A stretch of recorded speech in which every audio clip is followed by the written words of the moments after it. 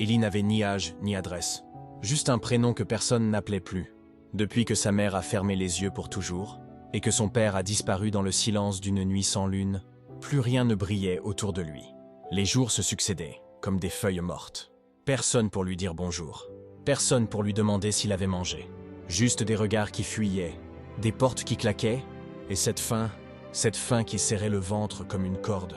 Il a essayé, frappé chez la tante, demandé un coin chez le cousin. Mais bien vite, les je ne peux pas, je suis déjà débordé, ont tué son dernier espoir. Alors il a marché, longtemps, jusqu'à ce que les pavés deviennent son lit et le ciel son plafond. Un matin, même les larmes ont cessé. Le corps trop fatigué, le cœur trop vide. Assis sur un trottoir, les yeux perdus dans le vide, il n'attendait plus rien. Et pourtant, une femme âgée, en silence, lui tend un petit pain chaud, sans un mot, sans poser de questions. Ce simple geste allume une étincelle, minuscule, mais vivante. Ce jour-là, Élie comprend. La vie peut être cruelle, mais une seule main tendue peut suffire pour qu'un enfant se relève. Les années passent. Il dort encore dehors parfois. Il a froid, il a faim. Mais il ne lâche pas.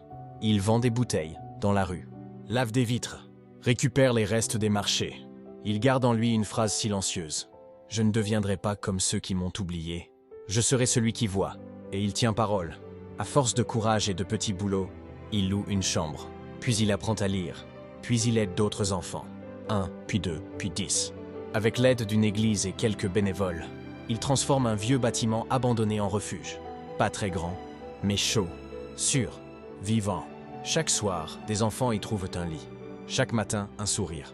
Et une voix douce qui leur dit « Tu n'es pas un déchet, tu es une lumière ». Aujourd'hui, Élie n'est plus l'enfant qu'on évitait. Il est celui qu'on remercie, celui qu'on écoute, celui qui tend la main. Et parfois, il repense à ce trottoir, à ce pain chaud, à ce regard qui a changé sa vie.